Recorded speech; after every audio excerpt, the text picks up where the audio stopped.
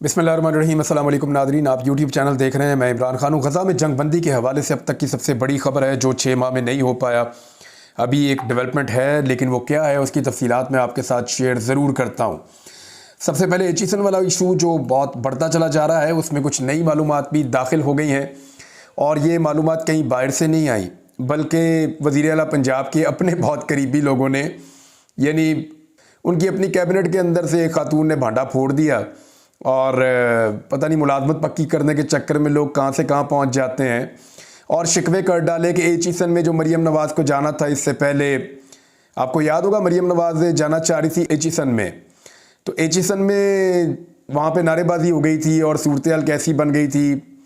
और यानी पूरे पाकिस्तान के अंदर ही ऐसे है, कहीं पे भी आप प्लान करके चले जाएं तो ये धांधली ज़्यादा हुकूमत को जैसे लोग इनका इस्तकबाल करते हैं वो तो सब जानते हैं।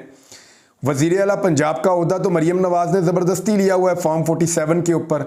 100 के करीब इनका जो MP है वो नीचे से निकल जाता है अगर थोड़ा सा भी फॉर्म 45 के मुताबिक फ़ैसला हो जाए तो ऐसी हुकूमत जिसको लोगों ने बनाया ही नहीं, ऐसी हुकूमत जिसको लोगों ने वोट ही नहीं दिया, जिसको लोग तस्लीम ही नहीं करते, वो मुँह उठा के अगर चले जाएँ मुख्तलिफ इलाकों में और जाकर अपनी मशहूरी के लिए वहाँ पर वीडियोज़ बनवाएँ, ऑडियोज़ बनवाएँ, तो लोग तो रद्द-ए-अमल देंगे ना। तो वो बच्चों ने, टीचर्स ने जो रद्द-ए-अमल दिया उसके ऊपर अब बहुत सीख पाते।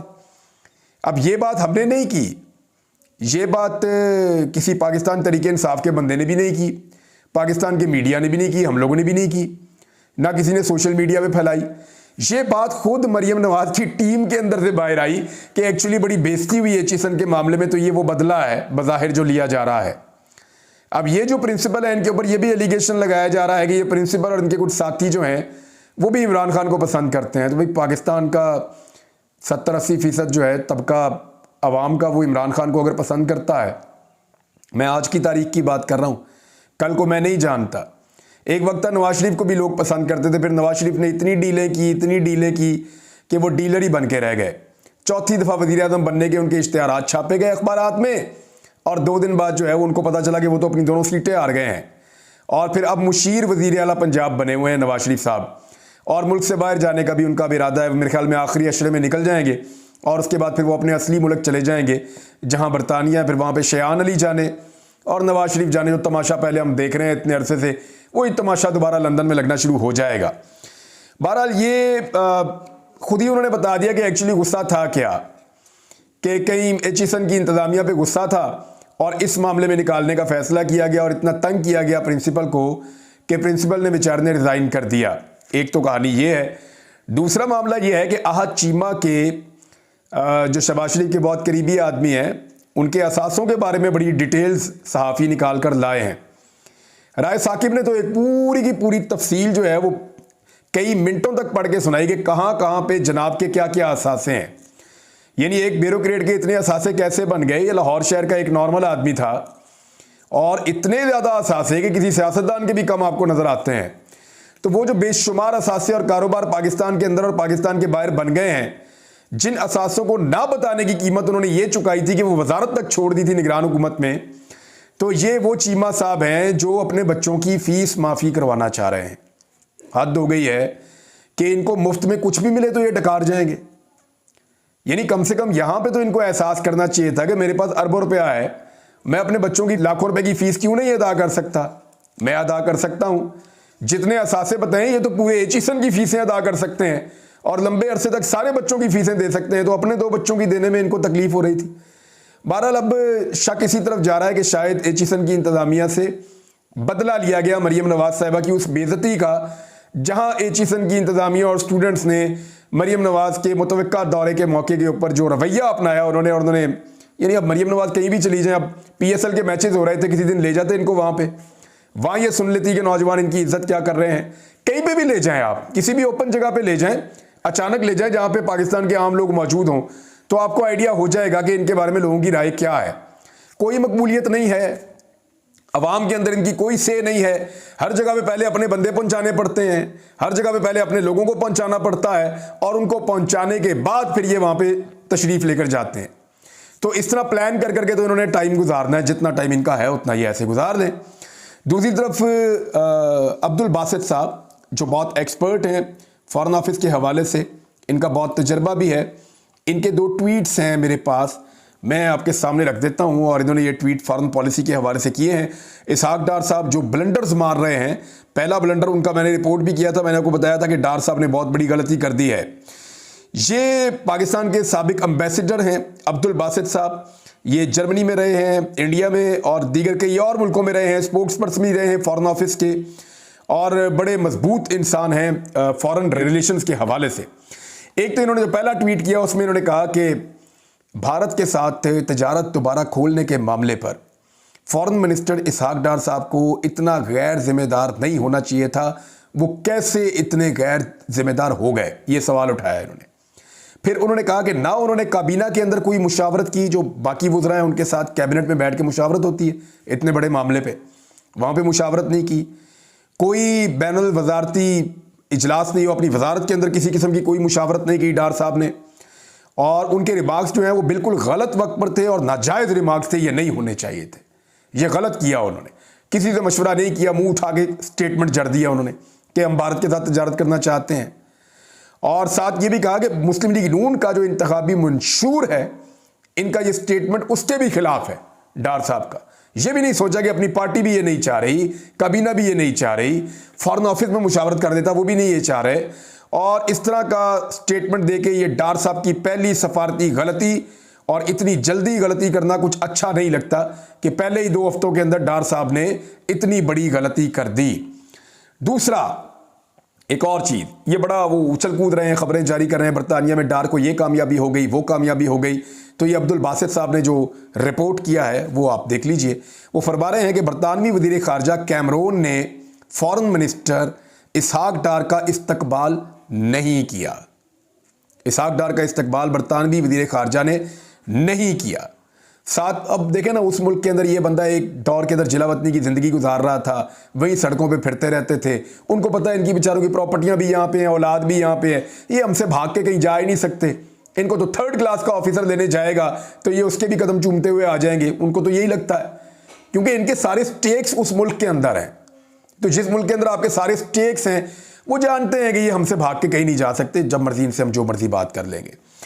अब वो ये कहते हैं कि अगर डार साहब को जाना था ना तो बिन बुलाए वहां पे नहीं जाना चाहिए था लंदन में, और मुलाकात की दरखास्त जो है वो नहीं करनी चाहिए थी। डार साहब ने खुद मुलाकात की दरखास्त भी की। अच्छा, मुलाकात तो नहीं हुई, आखिरकार दोनों ने टेलीफोन पर बात की है, और उन्होंने एंड में कहा कि बराए मेहरबानी डार साहब पाकिस्तान को आप शर्मिंदा ना करवाएं। ये है जनाब जो फॉरेन ऑफिस के एक्सपर्ट हैं अब्दुल बासित साहब, उनका स्टेटमेंट मैंने आपके सामने रख दिया है। शहबाज शरीफ साहब ने अपने पहले 20 दिनों के अंदर 2 बड़े फैसले वापस ले लिए हैं, और कुछ और भी वापस लेने वाले हैं। यानी शहबाज शरीफ साहब की अपनी पार्टी के लोग कह रहे हैं, ये बात राना सनाउल्लाह ने कही, ये बात जो है वो ख्वाजा आसिफ ने कही, ये बात जो है वो अभी कही जावेद लतीफ़ ने, और दीगर बहुत सारे लोग ये बातें कर रहे हैं। आपको याद होगा जब नवाज शरीफ साहब वज़ीर आज़म नहीं बन रहे थे तो मुस्लिम लीग नून के कई लोग बैन डाल डाल के हिचकियों के साथ रो रहे थे, उनकी ऑडियोज़ सोशल मीडिया के ऊपर वायरल हो रही थी, हम यतीम हो गए, बर्बाद हो गए, तबाह हो गए। और भाई लोगों ने आपको वोट नहीं डाला, तो जब नवाज शरीफ को वोट ही नहीं पड़ेगा तो वज़ीर आज़म कैसे बनेगा। अब नवाज शरीफ के भाई के अंदर तो ये चीज़ है कि वो कुछ ना कुछ करके, ले दे करके, कंप्रोमाइज़ करके, हर किस्म की बात मान के वो वज़ीर आज़म बन गए। नवाज शरीफ जो है वो काबिल कबूल नहीं है, तो वो नहीं बने। अब मामला ये है कि पहले 20 दिन में शहबाज शरीफ ने 2 यू टर्न बहुत बड़े ले लिए हैं, और उनको लेने पड़ गए हैं। नौकरी की तो नखरा की। नंबर 1 ये किया है कि काबीना की जो इक्तसादी राब्ता की कमेटी है, इक्तसादी राब्ता कमेटी काबीना की, जिसने बहुत बड़े बड़े फैसले करने होते हैं, बहुत बड़े बड़े अहम फैसले करने होते हैं, उसकी सरबराही शहबाज शरीफ साहब ने अपने पास रख ली थी, चालाक बन के, होशियार बन के, कि ये बड़ी अहम चीज़ है, इसको अपने कंट्रोल में रखते हैं, कैसे चलाना है निज़ाम, ये मेरे कंट्रोल में रहेगा तो पावर मेरे पास रहेगी। तो हुआ क्या, फिर शहबाज शरीफ साहब को जब इतला पहुंची, हुक्म उनको पहुंचा, तो शहबाज शरीफ साहब ने फौरी तौर पे इसकी सरबराही छोड़ दी, और सरबराही छोड़ने के बाद इसकी सरबराही मोहम्मद औरंगज़ेब साहब को दे दी। मोहम्मद औरंगज़ेब साहब जो हैं वो एक टेक्नोक्रेट टाइप हैं, उनको जो है वो मईशत के मामला संभालने के लिए लाया गया है, और उनका शहबाज शरीफ से, नवाज शरीफ से या इस पार्टी के साथ किसी किस्म का कोई ताल्लुक नहीं है, ना उनका पीपल्स पार्टी से कोई ताल्लुक है, बस उनका मईशत के साथ ताल्लुक है। और ये इतने ताकतवर वज़ीर हैं कि शहबाज शरीफ साहब को इनकी जी हुजूरी करनी पड़ेगी। मोहसिन नकवी भी एक ऐसे वजीर हैं जिनकी शहबाज शरीफ साहब जी हुजूरी करेंगे। वो काबीना का हिस्सा तो ज़रूर होंगे लेकिन शहबाज शरीफ साहब के अंडर काम नहीं करेंगे। ये बात मुनीफ फारूक ने भी कही, कुछ और लोगों ने भी कही और बज़ाहिर दिखाई भी ऐसे ही देता है। मोहम्मद औरंगज़ेब साहब को ये इक़्तिसादी राब्ता कमेटी जो है काबीना की, इसकी सरबराही दे दी गई है। इसहाक डार साहब को जो काबीना की कमेटी बनाए निजकारी का सरबराह बनाया गया, क्योंकि निजकारी जब होती है, चीज़ें बिकती हैं तो बड़ा कमीशन आता है, बड़ी मौजें लगती हैं लोगों की, तो उसके ऊपर भी एतराज़ सामने आ गया। अब आप देख लीजिएगा वहाँ क्या होता है। और चेयरमैन इरसा की जो तकर्री का हुक्म दिया था, शहबाज शरीफ साहब ने तकर्री की थी चेयरमैन इरसा की, वो भी शहबाज शरीफ साहब को यू टर्न लेके वापस लेनी पड़ गई है। तो जनाब ये सूरत हाल है शहबाज शरीफ साहब की और इस तरह वो पाकिस्तान में हुक्मरानी कर रहे हैं। अब एक जो बड़ी डेवलपमेंट है उसकी तरफ आप आ जाइए। एंटोनियो गुतेरेस, ये सेक्रेटरी जनरल हैं अक़वाम मुत्तहिदा के, इन्होंने 2 ट्वीट्स के अंदर सारी सिचुएशन बता दी है और करारदाद मंजूर कर ली गई है मुस्तकिल जंग बंदी के हवाले से और फौरी जंग बंदी के हवाले से अक़वाम मुत्तहिदा की जानिब से फ़लस्तीन के मामले पर। The security council just approved a long awaited resolution on Gaza demanding an immediate ceasefire and the immediate and unconditional release of all hostages. This resolution must be implemented. Failure would be unforgivable. ये कह रहे हैं जी कि हमने अभी अभी मंजूर कर ली है। मैंने आपको पिछले वीडियो में बताया था कि ये होने वाली है और एक करारदाद मंजूर की गई जिसका बड़ी देर से इंतज़ार किया जा रहा था। 6 माह तक लड़ाई चलती रही, मुसलमानों का, मासूमों का खून बहता रहा, घर गिरते रहे, जो वॉलंटियर्स हैं वो भी वहाँ पे शहीद होते रहे, डॉक्टर्स, मीडिया वाले, पैरामेडिक्स, बहुत नुकसान हुआ। और जब गज़ा एक मलबे का ढेर बन गया तो उसके बाद अब फाइनली ये मंजूर हो गई है।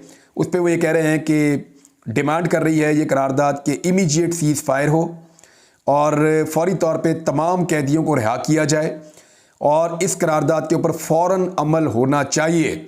अगर इसमें नाकामी होती है तो ये नाकाबिले माफ़ी होगा। ये जो अल्फाज हैं ये बड़े अहम हैं। फिर जो नेक्स्ट उन्होंने एक और ट्वीट किया, उन्होंने कहा the fighting in Gaza must end now. Gaza के अंदर जो लड़ाई है वो फ़ौरन अब ख़त्म होनी चाहिए। The hostages must be released now. और अभी जो है वो कैदियों को या जिन लोगों को हिरासत में लिया गया उनको रिहा किया जाना चाहिए। And we must not lose sight of the big picture. और हमें जो इसका ब्रॉडर व्यू है उसको जो है वो बिग पिक्चर को नज़रअंदाज नहीं करना चाहिए। A lasting end to the Israeli फ़लस्तीन conflict can only come through a 2 state resolution. कि यहाँ पे जब 2 रियासतें बन जाएंगी अलग अलग तो यही इस मसले का मुस्तकिल हल है, हमें उसको अपनी नज़र में रखना चाहिए।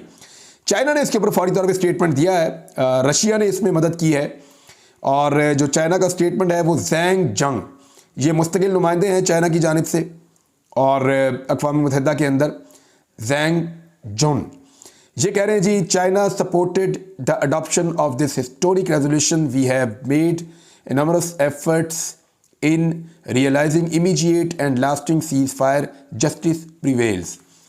वो कह रहे हैं चाइना जो है वो सपोर्ट करता है इस करारदाद को और चाइना ने इसके हक़ में वोट डाला है। इससे पहले चाइना ने कहा था कि मुस्तकिल और फौरी जंग बंदी के लिए आप आ जाएँ तो हम ये करते हैं करारदाद मंजूर।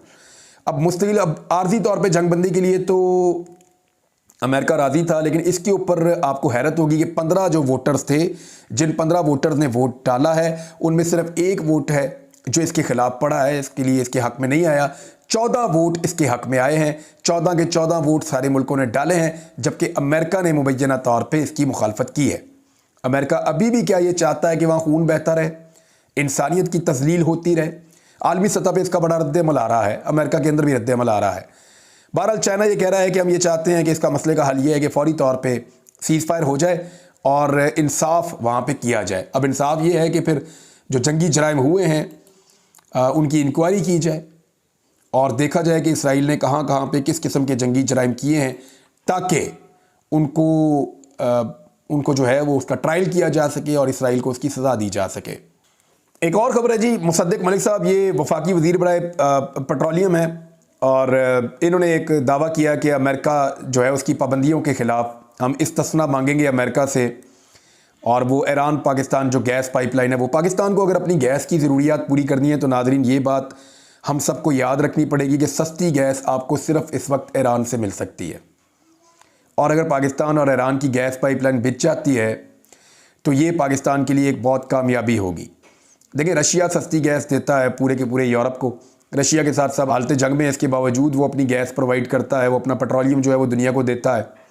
इसी तरह दुनिया के बाकी मुल्क भी देते हैं। ईरान से कुछ और मुल्क भी अपनी ज़रूरियात पूरी करते हैं। तो पाकिस्तान ये ज़रूरियात क्यों पूरी नहीं कर सकता, ये दुनिया को मानना चाहिए। लेकिन थोड़े दिन पहले हमने डोनाल्ड लू को ये कहते हुए देखा कि अगर ईरान से पाकिस्तान गैस परचेज़ करता है तो इसके कॉन्सिक्वेंसेस पे वो बात कर रहे थे कि अमेरिका इसको मंजूर नहीं करेगा। अब पाकिस्तानी हुकूमत किस तरह अमेरिका को ये बावर करवाती है और कैसे कामयाबी के साथ ईरान से गैस पाइपलाइन पाकिस्तान पहुंचा के पाकिस्तान की गैस की ज़रूरियात सस्ते दामों पूरी करवाती है, एक बड़ा अहम सवाल है।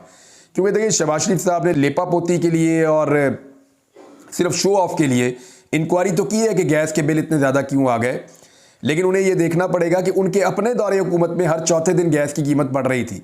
हर थोड़े दिन के बाद गैस की कीमत मज़ीद बढ़ती थी। तो ये वही कीमतें बढ़ती यहाँ तक पहुँच गई हैं और निगरान हुकूमत में भी उसी तसलसल के साथ बढ़ती रहीं कि अब वो आउट ऑफ कंट्रोल है। लोगों को इतने बिल आ गए हैं कि लोगों की माहाना इनकम इतनी नहीं है जितना गैस का बिल उन्हें आ चुका है। ये है जी एक सूरत-ए-हाल। शहबाज शरीफ साहब गुंगलुओं से मट्टी तो झाड़ रहे हैं, लेकिन एक्चुअली वो गैस सस्ती देने से कासिर है। जो उसका हल है वो ये है। लेकिन इसहाक डार साहब जैसा अगर कोई वज़ीर ख़ारजा आपके पास है तो वो तो अपने ज़ाती मामला देखने में ज़्यादा दिलचस्पी रखते हैं मेरे ख्याल में, और उनका कोई तजर्बा भी नहीं है वज़ारत ख़ारजा में। इससे पहले जो वज़ीर ख़ारजा मिला वो बिलावल ज़रदारी, उन्होंने अपनी इंटर्नशिप मुकम्मल की और उनकी वज़ारत ख़ारजा का नुकसान पाकिस्तान ने उठाया। और अब एक नया वज़ीर ख़ारजा मिला जिसका ख़ारजा के अंदर किसी किस्म का कोई तजर्बा नहीं है। पहले पाकिस्तान की मईशत को पूरी तरह लटा के तबाह कर दिया इसहाक डार साहब ने, और अब वो महकमा ख़ारजा के अंदर वज़ीर लगने के बाद ख़ारजी मामलात के अंदर अपने झंडे गाड़ रहे हैं। जो 2-3 चीज़ें उन्होंने की वो मैंने आपको बता दी हैं, बाकी चीज़ें भी आपके साथ शेयर करते जाएंगे। नवाज शरीफ साहब जल्द इंशाल्लाह ऐसा लगता है कि पाकिस्तान से बाहर चले जाएंगे और उन्हें जाना पड़ जाएगा। वो इसलिए कि यहाँ पे उनकी किसी किस्म की कोई दाल नहीं गल रही। अब नवाज शरीफ के जो बहुत करीबी लोग हैं ना, वो कुछ ऐसी बातें करना शुरू हो गए हैं कि जिससे ये जो हुकूमत अभी बनी है इसका एक पूरा हिस्सा ऐसा लगता है कि बज़ाहिर पाकिस्तान के इदारों के साथ टकराने की पॉलिसी में चला जाएगा। लेकिन अभी बहुत टाइम पड़ा है। ये गुड कॉप बैड कॉप खेलते रहते हैं और लंबे अरसे तक खेलने के ये आदी हैं। एक और चीज़ जो इमरान खान साहब के बारे में कहा गया कि 35 लाख रुपए का वो खाना खा गए, उनकी बहन ने स्टेटमेंट देते हुए इसका डिनाई किया है।